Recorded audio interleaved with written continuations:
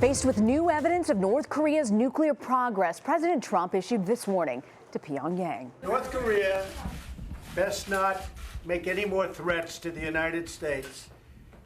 They will be met with fire and fury like the world has never seen. He later said maybe that statement wasn't tough enough. The president's rhetoric comes after reports that North Korea surpassed a significant milestone, shrinking a nuclear warhead so that it can fit on a missile. North Korea's state media also carried a statement from the country's army, saying that it was considering a plan to strike a U.S. military base in Guam. Although the president's comments caused alarm around the world, Secretary of State Rex Tillerson has been reassuring Americans and other nations that the U.S. is not on the brink of a nuclear war. But it is prepared for the nightmare scenario, a nuclear-armed North Korea.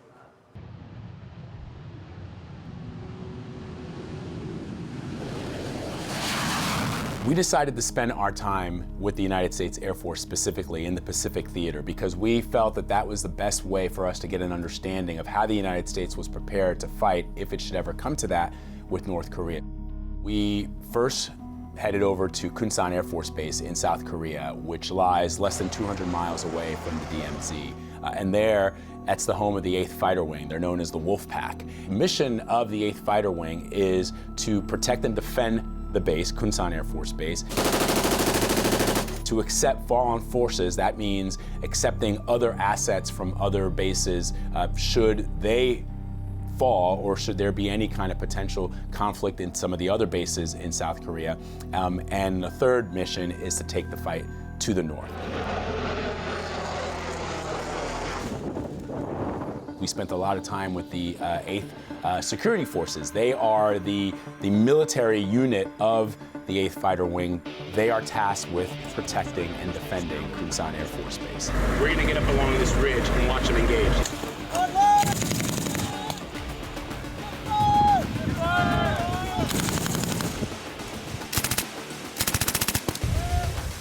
That's a critical mission because as long as the base is secure, as long as the base is defended, aircraft can take off.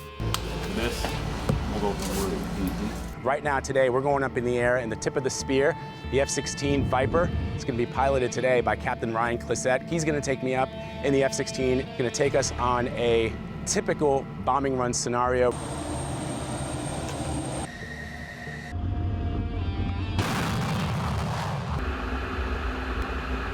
We interviewed Colonel David Shoemaker. His call sign is Wolf 1 because he's the commander of the wing.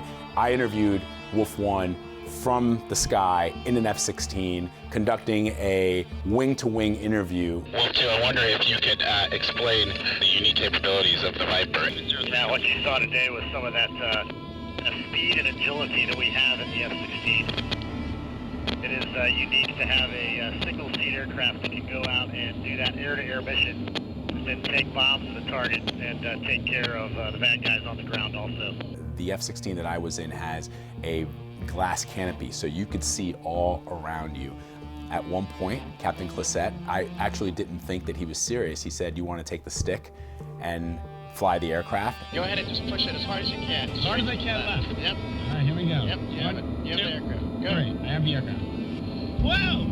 Okay. That was you. Oh, man. Woo! That is unbelievable. That's good.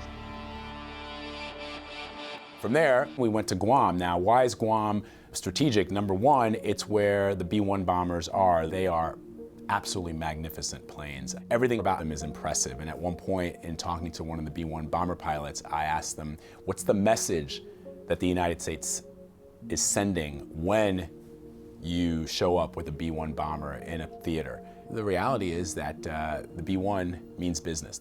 We also interviewed B-1 pilots who, for various reasons, chose not to give us their names because some of them have actually shown up on kill lists, terrorist kill lists. And so you'll see in the piece, we only identify them by their call sign. We flew on to Hickam Air Force Base in Hawaii, which is where Pacific Command is is stationed, and we interviewed General T.J. O'Shaughnessy, who's in charge of the Pacific Air Force. The United States decided, for whatever reasons, that it wanted to conduct a limited strike on North Korea. The fact that many of their weapons are hidden underground, the fact that intelligence may not know the location of every single weapon that we might want to strike, the United States might want to strike, would that prove to be challenging?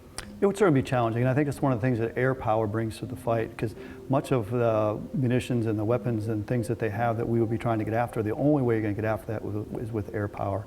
And that puts a responsibility on us to be able to respond very quickly. Then we interviewed Admiral Harry Harris, who's in charge of all of Pacific Command. We conducted our interview not far from the memorial of the USS Arizona, and that is where the last great Pacific War started, when the Japanese launched an attack on Pearl Harbor. It gave me a real sense of history of why it's important, why the United States is still in the Pacific theater. Admiral Harris believes that the United States is actually a Pacific nation, and so it is the responsibility of the United States to continue to protect that theater.